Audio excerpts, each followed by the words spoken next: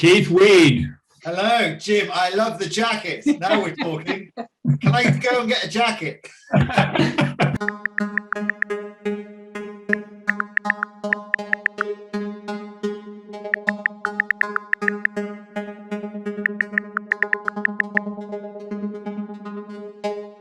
Welcome, Anne, to the CMO Accelerator. I want to welcome Ricardo. Welcome, Sean and Kathleen, to the CMO Accelerator. Incredible marketing, incredible human stories, incredible creativity. We need to get the magic of what we do back into the imagination of a new generation. Everything's happening right now, and if you can learn and keep yourself skilled up, you can have a lot of fun and be very successful in a very exciting place. Hi, everybody. Hola. Hello, welcome to Georgia. Ni hao. Yeah, hi Jim, how are you? Hey, hello, everybody. Pedro, I'm having a nice water out of my personalized Stella Artois glass.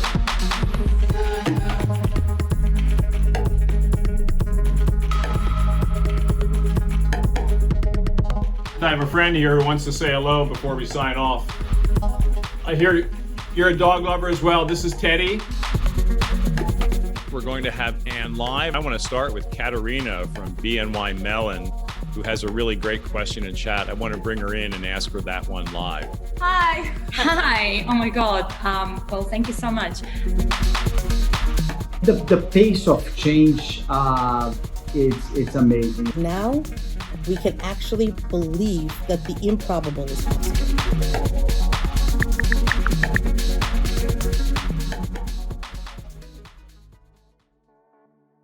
Welcome to the CMO Accelerator Masterclass, exclusively created for the ANA's Global Day of Marketing, presented by Cannes Lions in partnership with Jim Stengel. Launched in 2013, the Accelerator is the festival's premier learning opportunity for senior marketers and places the marketer at the heart of the program. Before that learning begins, we ask all attendees 2 questions in confidence. What is the single biggest business marketing issue you are facing? And what is the single biggest organizational issue you are facing? You might be surprised that despite the diversity of companies and industries that attend, many share the same challenges. This year, the 3 burning issues focused on were managing the balance of brand building and performance marketing, turning data into actionable insights, and acquiring and retaining skilled talent. Each year, the Accelerator is hosted by Jim Stengel, former Global Marketing Officer at P&G, host of the CMO podcast, and founder of the Jim Stengel Company. In collaboration with Cannes Lions, an agenda is curated that combines live and pre-recorded interviews, practical workshops, and daily reflections, enabling attendees to take actionable insights back into their day job. In 2021, the content was structured on 3 key themes: creative excellence, future-facing marketing, and creative self. Over 3 days, we were joined by Anne Lunis from Adobe, Fernando Machado from Activision Blizzard, Anne Mukherjee from Pernod Ricard, and Keith Weed, former CMCO at Unilever. We were also joined by Monica McGurk, Chief Growth Officer at the Kellogg Company, and it was Monica's interview that really dug into creative self that we will share now. Monica, welcome to the CMO Accelerator. It's so good to have you with our class. And I have to start with, what did you have for breakfast today? I knew you were going to ask me. I had some wonderful bare naked granola and another cup of coffee.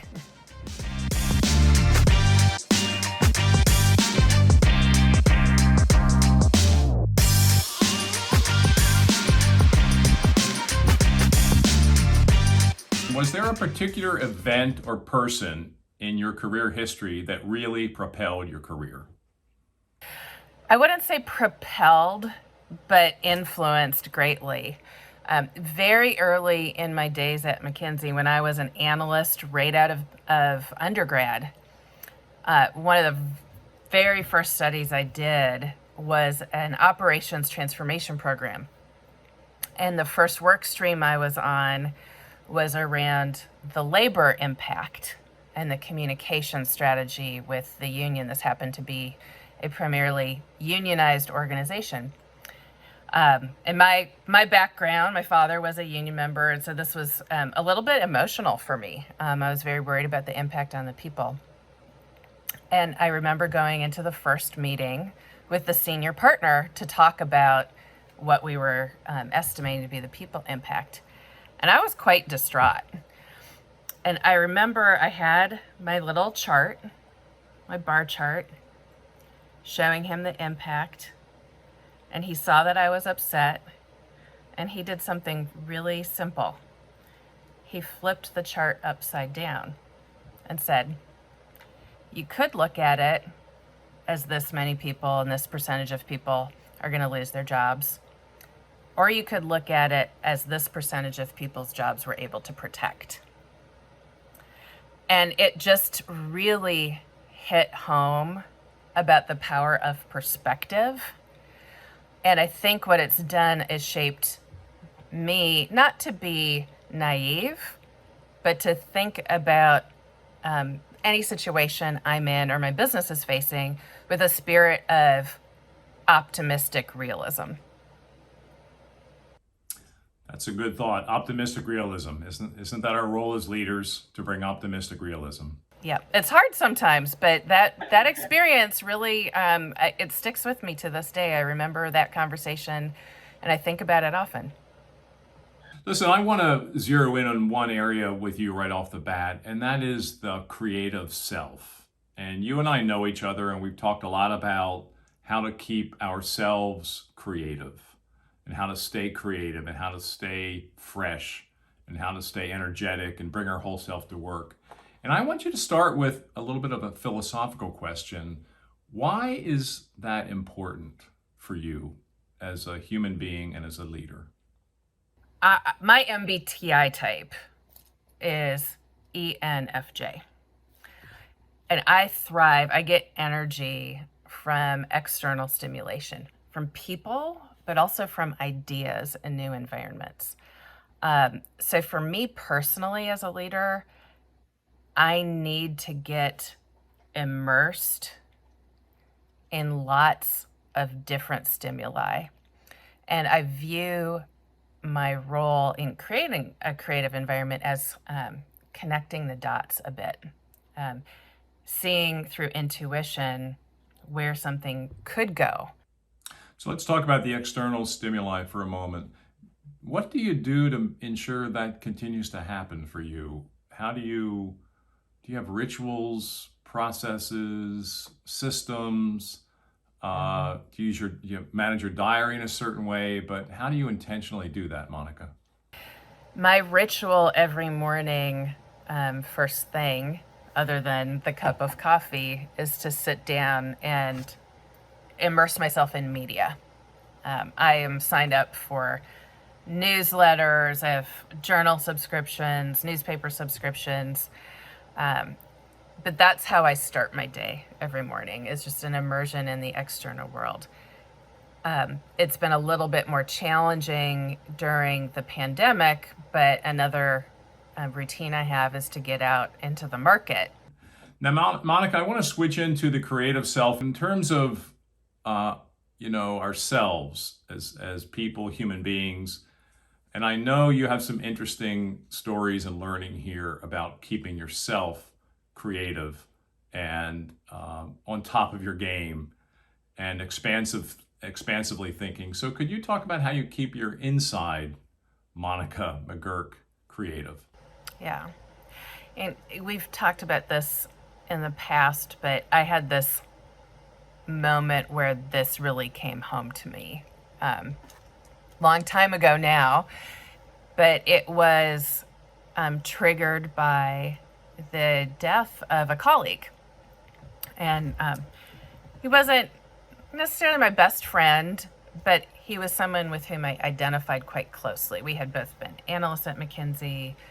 We had gone to business school together. He ended up marrying the former roommate of my best friend from college. We got elected partners at McKinsey at the same time. So we kind of had these parallel lives. And when he died very suddenly, it drove home the cliche that you don't know how much time you have left. And it caused me to just really think hard about how I was spending my time. That coincided with a moment where I was having a hard time professionally. I was coming back from a maternity leave, and that's always a difficult transition.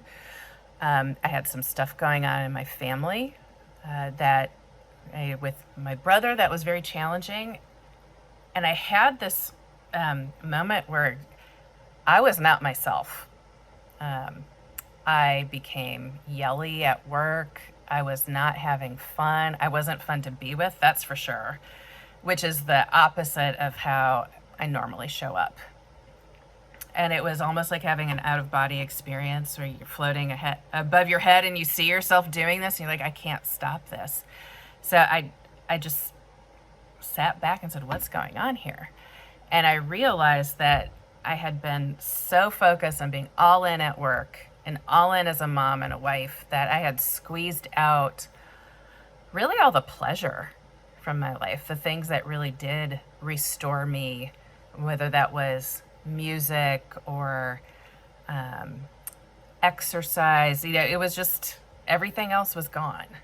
And I realized that I had nothing left in my tank. When the water lines went down on both the personal and the professional, I didn't have anything left. So I started asking myself, what could I do to change that? And it needed to be something I could do while traveling, because I was still traveling quite a bit for work. And that's when I got back into writing as something that I had enjoyed when I was younger. I could do it on a plane. I could do it anywhere. So I said, I'm just going to ease myself back into doing this as a creative outlet. So, Monica, I want to ask, why did you choose writing versus music or versus reading or versus something else? I already was reading, so that has been a constant in my life. I couldn't take my piano on a plane, so it just wasn't a practical option for me. Writing, I would say at that point in my career, I was a frustrated creative. Like, a lot of what I was doing at work was very analytic. And so I thought, this is completely different. And it coincided with the growth and advent of fan fiction as a platform, right? That you have the internet and a proliferation of sites where you could riff on someone else's work. And I got like addicted to it. The platform I was on, you could upload chapters or parts of chapters at a time, and you would immediately get feedback. So before I knew it, I had 2 novel-length fan fiction works done and a bunch of short stories, and it just really blossomed. That sense of, wow, I can do this. I got confident from putting myself onto that platform. Monica, we've been talking about our creative self. I want to switch the conversation into creative excellence for our organizations and our companies. And I want you to start with, what do you feel are the greatest challenges right now in leading creativity and creative excellence with your team at Kellogg's? You can't meet a real game-changing situation with creativity if you don't have your basics down. But that is a challenge, right? Making sure that you've got all of that stuff in place so that you can break the rules in a really positive way. When people are in that position, when you've got a commercial organization that understands their supply chain constraints, but also the supply chain capabilities, you can innovate because you know what you're capable of, or how you can change a machine to enable this kind of innovation. And so I think it's a challenge, but it's something that we're leaning into, and I think we've really been able to thrive, if you will, which sounds kind of funny. The constraints are helpful, right? If you are a pro at what you do and you know the constraints, it actually stimulates a really high level of innovation. That's true for product or package innovation as much as it is for creative excellence in a communication standpoint. There's a lot of great things happening in your company right now, and actually, you've had a very strong year coming through COVID. Is there any team, I know you hate to choose one, but is there any team or brand where you feel creativity is really firing on all cylinders right now? Yeah, I would. You're right. It's hard to choose your favorite baby. So this is just one example, but our Pringles team globally has just been doing a phenomenal job. Right, we've hit that multi-billion-dollar threshold from a sales standpoint. So it's been really beautiful and fun to watch. And when you can look at these teams and see them playing, and you see and experience laughter, they're in a good space, despite all the challenges, or maybe because of all the challenges. Monica, I know you're the Global Chief Growth Officer, but I'd like you to comment on what you think are the top one or two challenges for most CMOs across the world today. Speed and time. It feels like everything is moving faster and faster. And the reality is it can be and maybe is. And our old models might not be purpose fit for that. So when you think about the speed with which a CMO must lead an organization to drive cultural relevance, to drive tough decisions, to respond to competitive pressures, those foundations are super important. Having the wiring and working differently with your IT partners, with legal for data privacy and protection. It's a different game, and I'm not saying that this is out of the blue. Like, we've all been working towards this, but it's a different set of C-suite relationships that are really important at this point. And your agency ecosystem, what's in, what's out, how you work with your agency to get the speed is super critical. So having all of those things in motion, but knowing that the job still is to engage and delight your consumer target is really, I think, the name of the game right now. We have a room full of CMOs and aspiring CMOs. What would be your 2 or 3 practical tips to them in their work, life, career? Know the entire business end to end, right? You are the champion of the consumer and the customer. And increasingly, that customer bit is even more important because of the role of retailer media, the way they're thinking about their own brands. And so the better versed you are, not just in your own area of expertise, traditional marketing, but understanding the end to end, I think the better you are able to represent those interests and work the organization to get everyone behind the direction that you see and articulate for your brands and your company. Really, really wonderful. Thank you so much for your generosity. Oh, my pleasure. Thanks for the invitation. Okay, now let's hear from Jim, who summarizes his key takeaways from the June 2021 CMO Accelerator. I just want to talk about the 5 big takeaways from all the discussion this year. We had 50 people in the room and all the speakers that came in, all the interactions we did. First one, which I haven't heard this strongly since I began doing this: invest in your own development, live in the space, get better at your craft. Investment in each of us as individuals to become better leaders, more in touch with our customers, more in touch with new technologies. That's why we're talking about NFTs tonight. So there was an awful lot of this that I haven't seen in previous years. Second one, and Pedro was very strong in this, there was a strong feeling that our brands are here to solve problems that matter to people, to do more important work. And so, we've always been about benefits and making life better. It was more intense this year, more serious, this whole move to kind of be more important for people. I love this one. Make Goosebumps a KPI for your creative work and for your team culture. The ANA, the big trade association in the US, always does every year what the biggest word is in marketing. And it's been sustainability in the past. It's been purpose.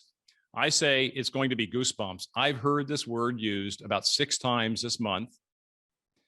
And it's a KPI. If work is giving you goosebumps, it's going to move the business and it's going to make the world better. Same with your team culture. Fourth one, build a community and involve them in your brand. Most of the hot brands today are really good at building a community and involving them in their brand. TikTok, Peloton, Adobe, go down the list. And the last one, we don't do enough of this. There were a lot of revelations in our 3 days. The focus on a few ideas that can galvanize and change the company and change life for customers. Be clear about your highest priorities and focus.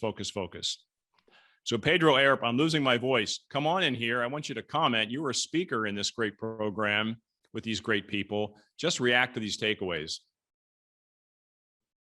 Sure, Jim. Thanks for having me. Yeah, you said we talked a little bit about solving problems that matter. I think the year that actually almost 2 years now that passed was a big lesson for all of us.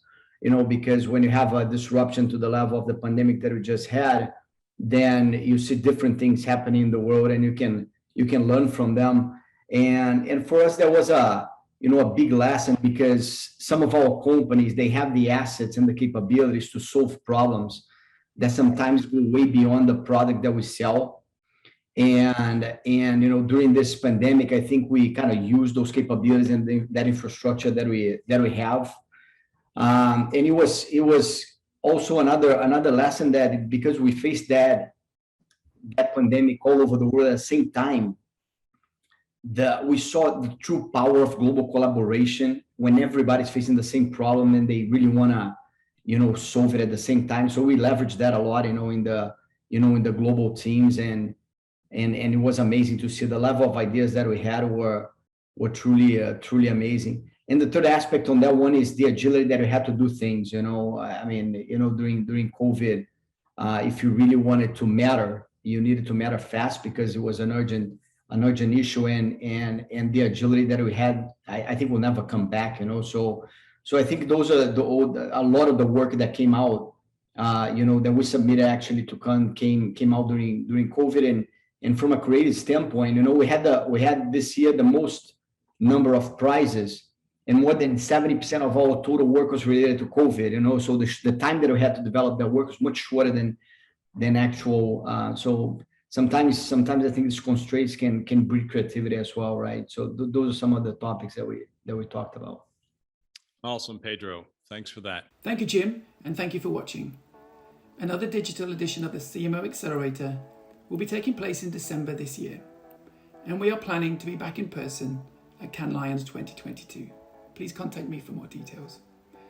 And finally, thank you to the ANA for their continued support and ongoing partnership with Lions.